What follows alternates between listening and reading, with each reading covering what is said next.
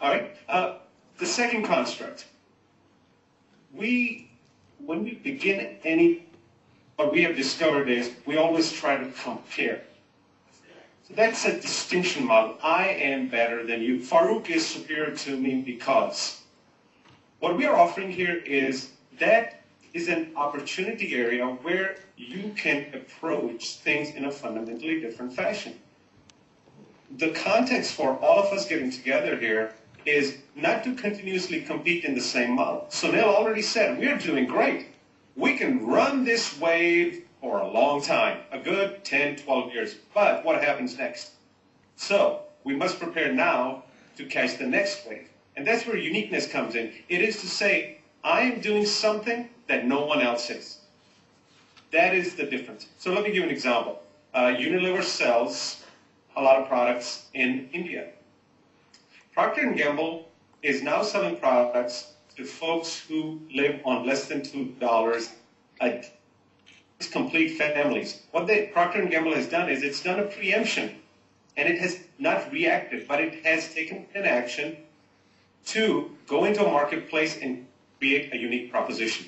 Similarly, there can be copy and paste issues. So I want to give you an example before I hand it off to Farrokh, and that is if you were interested in university education, you can come to IIT, but you could go to Dubai's Knowledge City. There are 330 training centers and universities in Dubai, but they are in the distinction model.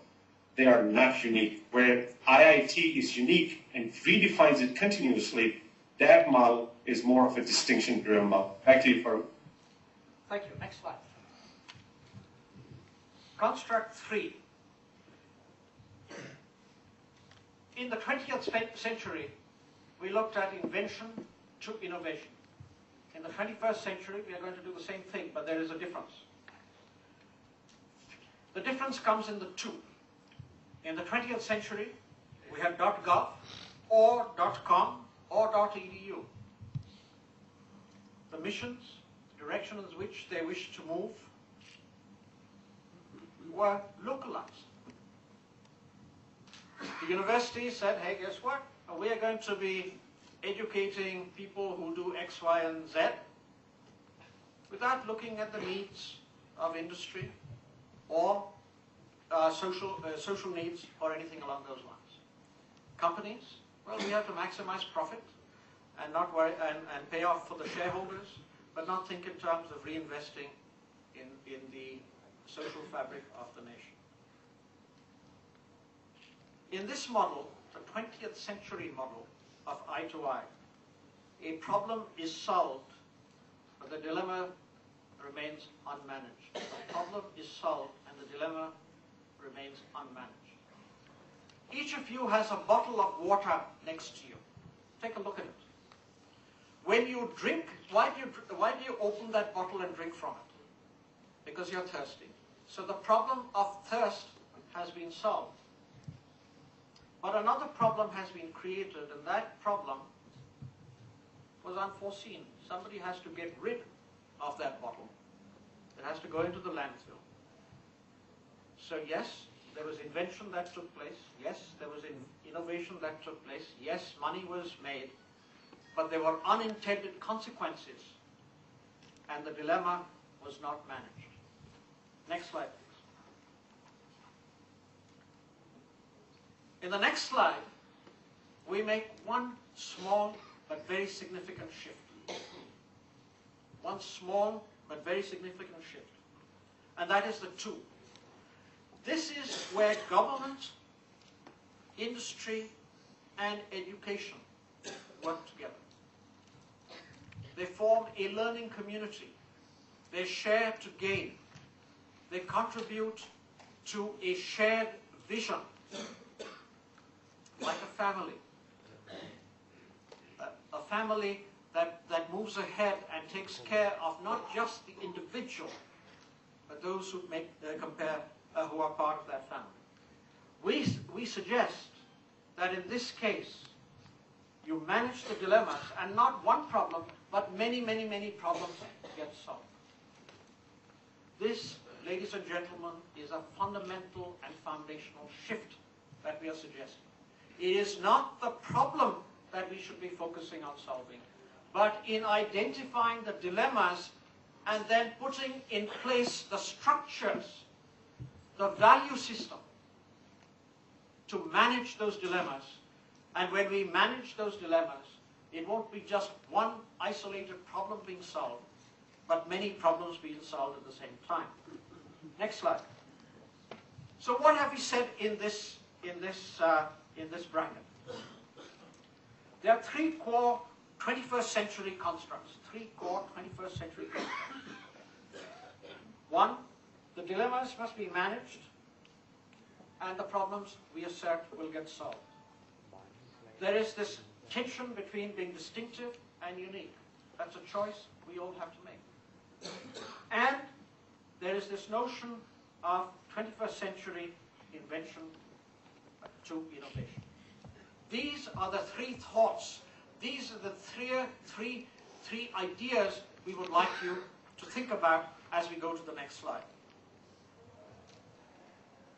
We suggest it is time to connect the dots. The .com, the .gov, and the .edu.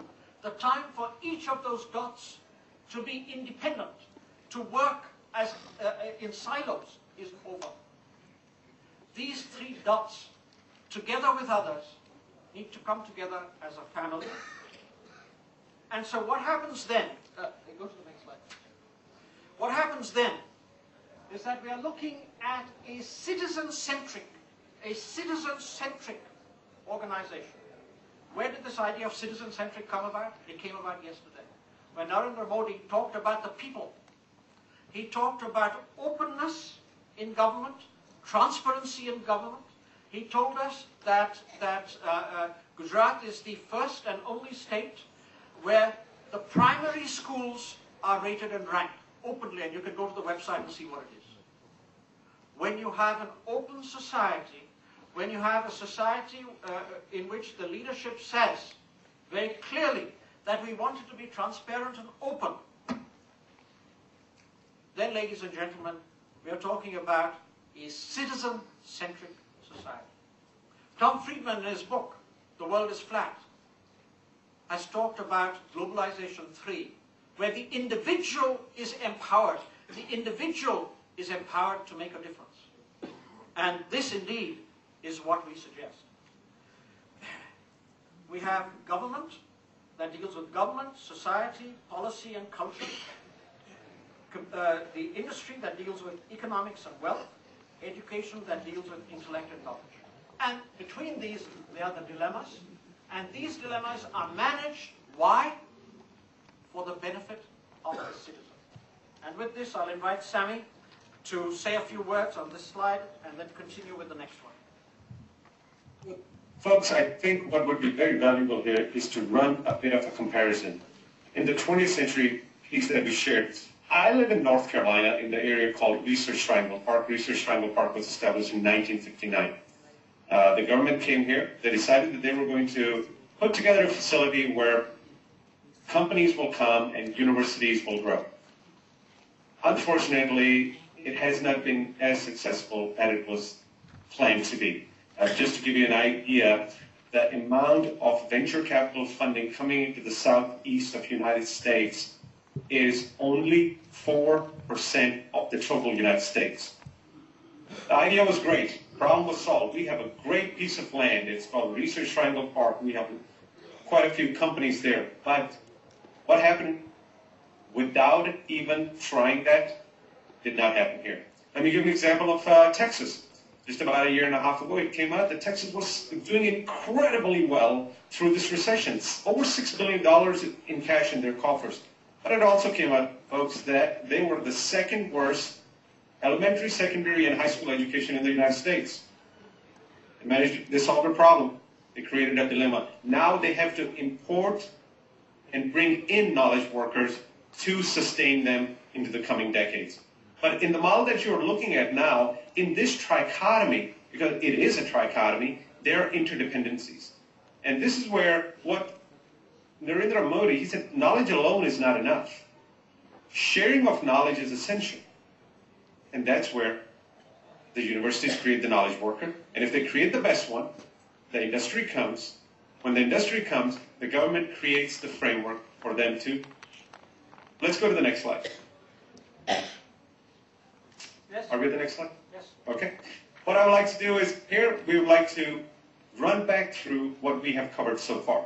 So from our perspective, in the 21st century, the transformations for sustainment of economic development are the ones in front of you. I believe we have a bit of a miscue in our last bullet. Farrokh, I will let you begin and then you can hand it back to me.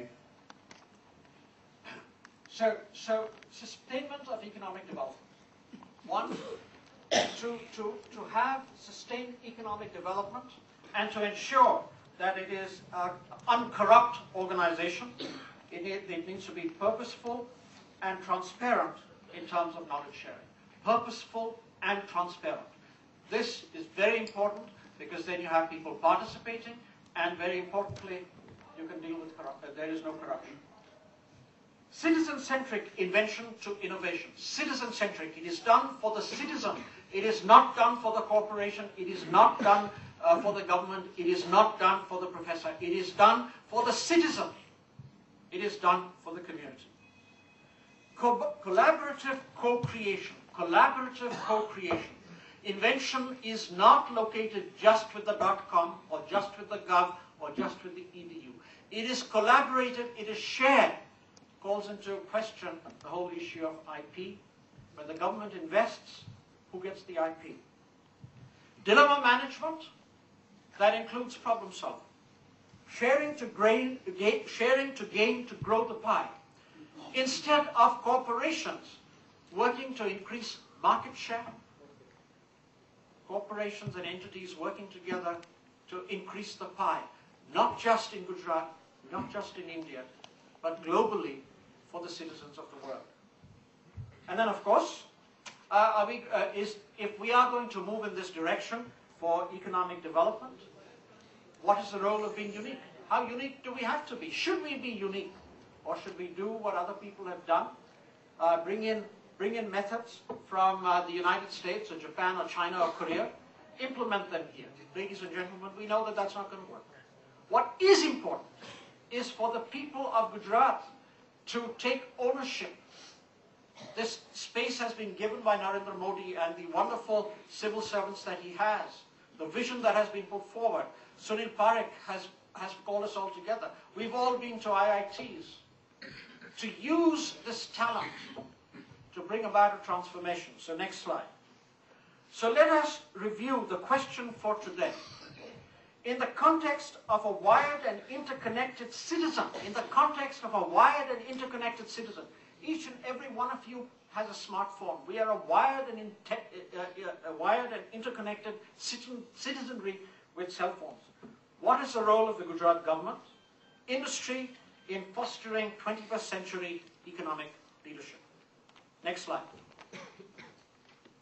Now, we know what it is like today. We have had MOUs signed.